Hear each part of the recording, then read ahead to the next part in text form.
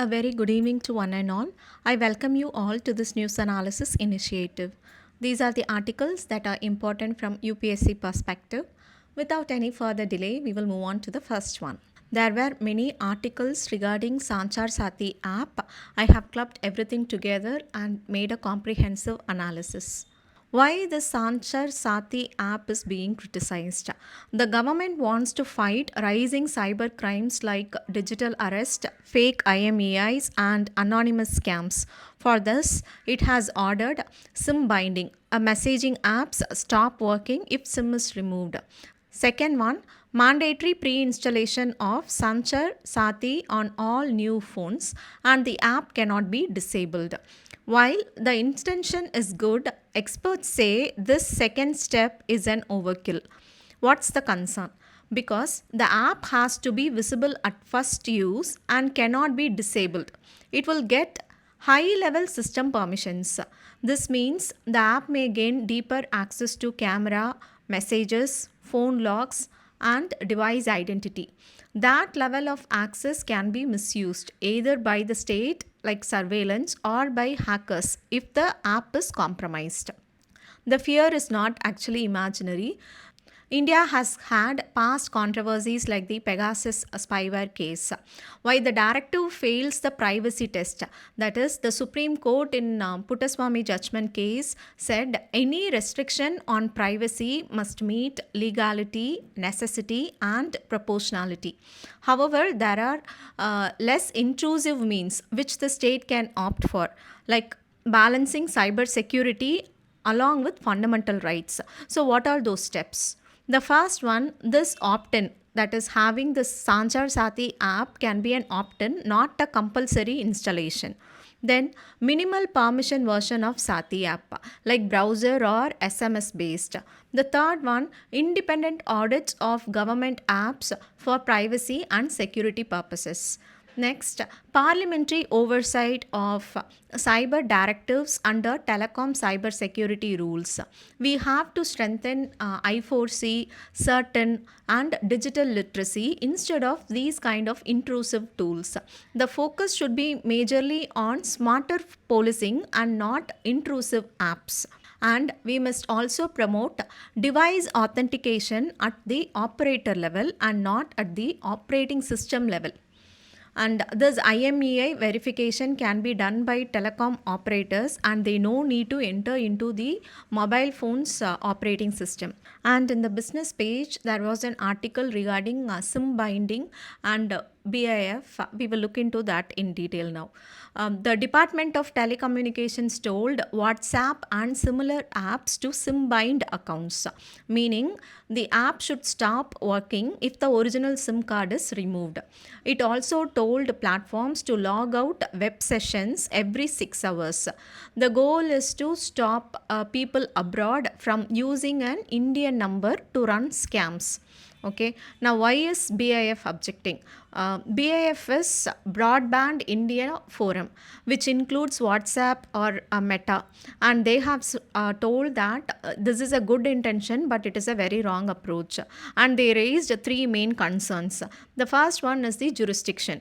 Department of Telecommunications usually regulates telecom operators and not messaging apps. So, can it legally issue such orders to WhatsApp? The second one is the proportionality. The rule impacts crores of users, even though only a small percentage misuse Indian numbers. The third one is the consumer impact.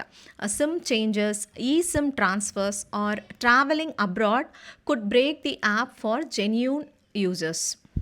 The next article for the day is a template for security cooperation in the Indian Ocean. What is this Colombo Security Conclave? It is a closed but important security club in the Indian Ocean. It started in 2011 as a trilateral between India, Sri Lanka, and the Maldives, but lost momentum due to political changes. In 2020, it was revived, and since then, it has expanded steadily.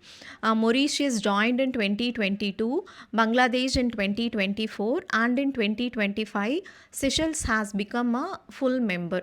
Malaysia joined this year's meeting as a guest member. We have discussed these things in detail in previous analysis. Now, why is the 2025 summit important for India?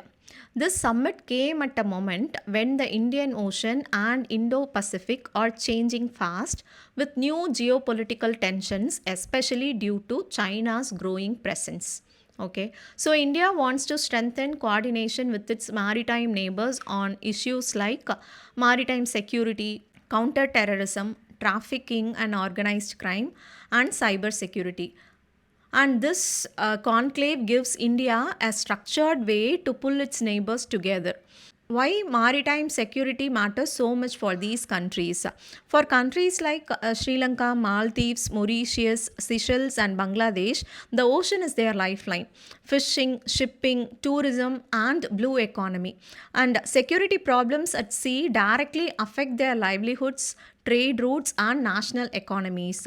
So, this conclave is not just about defense, it is also about development and survival. So, what are the key outcomes from this 2025 summit? First one is Seychelles officially joined as a full member, and this enlarges the security footprint. The second one, India deepened the engagement with its neighbors, especially as China's influence grows in the region. Next, this conclave reaffirmed that security cooperation is essential to maintain stability in the Indian Ocean. And Malaysia's participation as a guest member hints that the group might expand further. However, there are challenges ahead. The first one being the China problem. India sees China's Indian Ocean footprint as a major security threat, and many countries in the Indian Ocean region they depend heavily on Chinese loans and infrastructure. So India must balance this sensitively without making the group China centric. The second one we need for stronger institutions. Right now, we are working at the National Security Advisor level. For long term stability, it needs a formal secretariat, a regular ministerial meetings, clear action plans, and permanent working groups. The third one is the domestic politics. Political instability in countries like Bangladesh could affect how committed they remain to this conclave.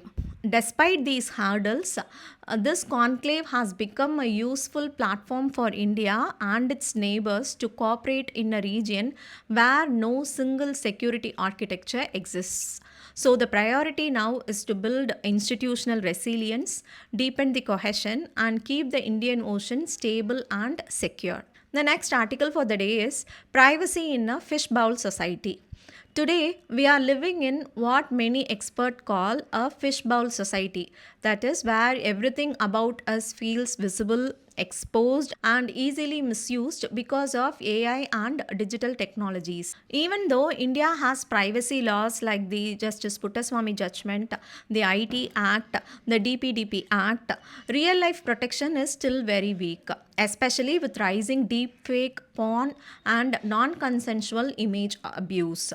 Now, what are the challenges associated? The first one is the deep fake and non consensual intimate image explosion. AI tools can create fake intimate images without a person's knowledge. This causes immense fear, shame, and permanent harm to dignity. The second one, no proper data on such crimes. National Crime Records Bureau lumps all cyber crimes together. There is no separate data for deepfakes or this non consensual intimate image. Without data, policy making becomes blind. The third one, social stigma and low reporting. Many young women don't report because they fear blame, judgment, or not being taken seriously by police. The fourth one is weak enforcement capacity. Police often lack training, digital forensic skills, and sensitivity to handle NCII cases. And the standard operating procedure is very limited because the new government standard operating procedure requires removal of these images within 24 hours. But it is only a guideline, not a law. And it is not gender neutral and has no accountability for platforms and doesn't regulate deepfake creators. The last one, the lack of platform and AI accountability. Intermediaries are not mandated to trace deepfake origin, stop creation tools, or secure user data. So, what are the reforms that are available? The first one, bring a dedicated NCII or deepfake law. It should clearly define offenses, punishments, obligations for platforms, and duties for AI developers. The second one, gender neutral protection. It should include women, men, LGBTQ community, and especially transgender persons who are often targeted. The third one, we need to have a stronger digital forensic capacity. That is, investing in training police, cyber cells, and setting up AI driven forensic labs. The fourth one is mandatory platform accountability. Platforms must trace deepfake origin, auto block circulated images, provide quick takedown within hours, preserve evidence for police. The fifth one is digital literacy campaigns. We have to teach young users what deepfake porn, stalking, and privacy rights mean. The sixth one, independent oversight body is the need of the hour. A neutral authority to monitor deepfakes, enforce privacy standards, and ensuring transparency. In the end, privacy today is not just about protecting the data, it is about protecting dignity, safety, and mental well being. These standard operating procedures are a start, but India needs stronger laws, better policing, and accountable tech platforms to ensure that AI driven abuse does not push people into fear and silence. The next article for the day is, why is there no peace in Ukraine? The reason there is still no peace in Ukraine is that the early chance to end the war was lost. In the first few weeks of the invasion in 2022, Russia and Ukraine actually came close to a basic deal in Belarus and Istanbul. Russia would withdraw to pre war lines and Ukraine would drop NATO membership. But Western hesitation and Ukraine's belief that Russia's pullback from Kyiv showed weaknesses all led to the talks collapsing. After that, the war hardened. Now the situation is even more complicated because US administration has given a new peace plan that heavily favors Russia, recognizing Crimea, Luhansk, and Donetsk as Russia, freezing Russian control in Kherson and Zaporizhia, and Ukraine withdrawing from Donetsk. And Ukraine should cap its military strength at 6 lakh, and it has asked Ukraine to give up NATO forever. At the same time, Ukraine is also losing ground on the battlefield. Its economy is struggling, corruption scandals have hit the government, and US support is no longer guaranteed. Russia, on the other hand, feels it is in a stronger position and sees no reason to compromise. So now Ukraine is stuck.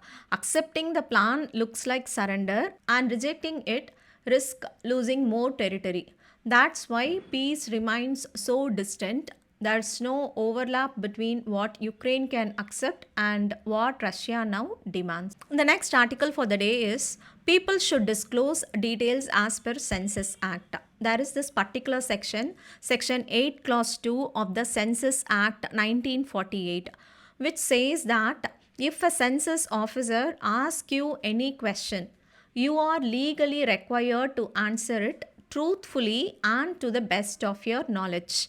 That means you cannot refuse to answer a census question. You must give the information honestly. This applies to all questions, including caste, age, occupation, etc. It basically makes responding to census question a legal duty for every person living in India. The next article for the day is, one doctor available per 811 persons in India. The government told Parliament that in India there is one doctor for every 811 people. This includes both allopathic doctors and Ayush doctors. India has about 13.8 lakh modern medicine doctors and 7.5 lakh Ayush doctors. And to improve doctor availability, especially in remote and difficult areas, the government says it is offering a hard area allowance to encourage specialist doctors to work in underserved regions. The next article for the day is, Russia wants to increase trade with India.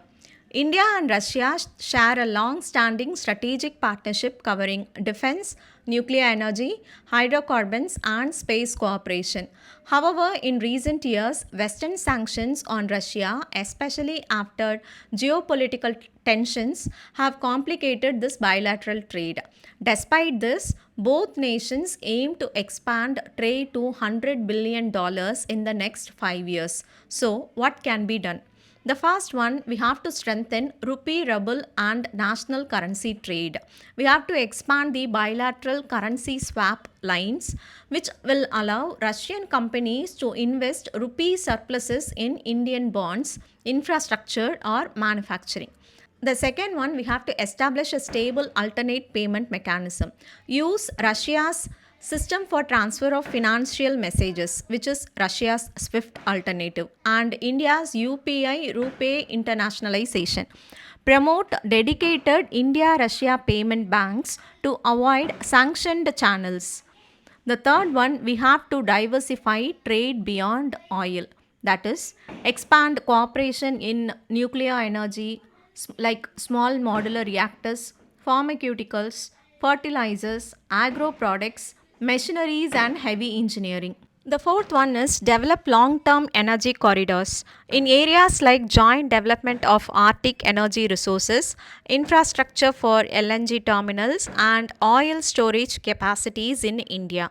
The fifth one is we have to promote connectivity projects to revive and operationalize international north south transport corridor and Chabahar port connectivity.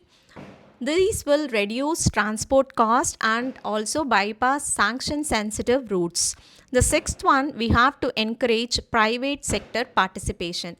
That is, simplifying regulations to attract private firms into mining, rare earth processing, and defense manufacturing.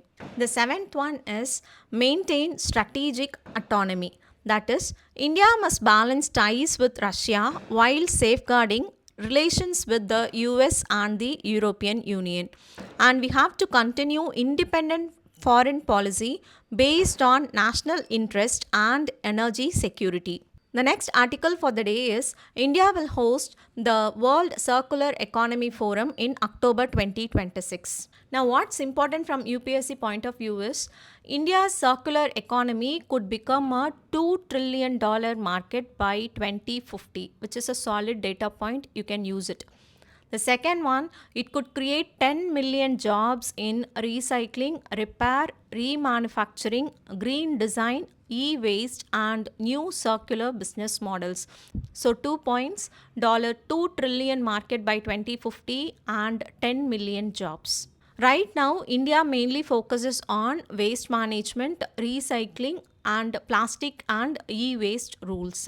And UNDP estimates points out that switching to a circular model would generate $4.5 trillion in economic benefits by 2030. And this will cut emissions, create stable green jobs, and make supply chains more resilient.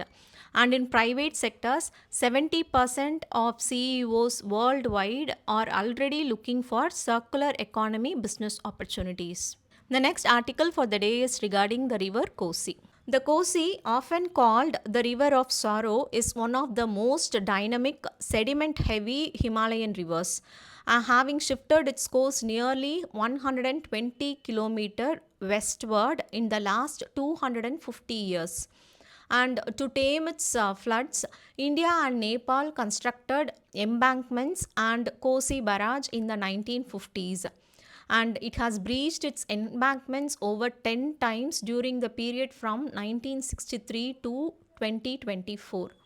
And this shows that embankments increase vulnerability rather than reducing it, especially in highly silted rivers. Why Kosi regularly breaches embankments? The first one, extreme sediment load. Kosi carries enormous silt from the eastern Himalayas. When we block the river with embankments, the silt has nowhere to spread, so it keeps piling up inside. This slowly lifts the riverbed higher than the land outside, increasing pressure on the embankments and making them more likely to break. Okay. The second one is highly shifting and unstable river. The river naturally migrates laterally across a vast fan. By confining it within walls, the river turns violent, increasing breach probability. The third one, structural fatigue and poor maintenance. Embankments require continuous raising and desilting. However, this is financially unviable. The weak points develop, and especially during the monsoon time. Now, we will look into how these embankments increase the flood risk. The first one is the catastrophic floods during breach. Especially during the 2008 breach, over 400 deaths and 33 lakh people were affected because a confined river, when it breaks, it floods with greater force, that is 4 times more destructive. The second one, waterlogging outside embankments, because people trapped between the river and the embankment cannot escape, and the stagnant water destroys agriculture and homes. The third one, ecological and hydrological disruption. That is, embankments block natural drainage and reduce groundwater recharge and alter floodplain fertility. The fourth one, false sense of security, and this is the most important because settlements expand closer to embankments, increasing the exposure when breaches occur. There were various expert warnings and policy failures. The first one being GR Karg Committee 1951. They have cautioned against embanking silt heavy rivers. Despite evidence, embankments along Kosi and Brahmaputra expanded due to political and developmental pressures. The second one, river linking proposals, example Kosi and Mechi. They ignore the hydrological realities. Kosi carries around 6 lakh cusecs, making diversions ineffective. So, what is the alternative to these embankment based flood control? The first one is the living with floods approach, which is followed in US and Netherlands. That is, allow controlled flooding, which will have milder impact. Promote flood resilient housing, farming calendars, and zoning. The second one, reviving paleo channels. That is, old channels can disperse excess water naturally. The third one, improved early warning and evacuation systems. This is very much critical for communities trapped within the embankment zone. Fourth one, scientific desiltation and integrated basin management. This will restore river capacity. The next article for the day is Experts Work on UN Climate Report. In this article, there was a term High Ambition Coalition. The High Ambition Coalition referred to two main groups. High Ambition Coalition for Nature and People. It is an intergovernmental group aiming to protect 30% of the planet's land and oceans by 2030. And the other one is High Ambition Coalition on Climate Change. This is an informal group of countries committed to ambitious climate action under the UN Framework Convention on Climate Change. With respect to places in news, there was this place Aceh in Indonesia. This was the worst affected place due to the flooding that recently happened in Indonesia. And it is very much important that you should be knowing about various islands of Indonesia. The next place in news was Baba Nusa. It is in Sudan. This one we have already seen the Sudan map, but again look into the details. That's all for today. Thank you all for joining.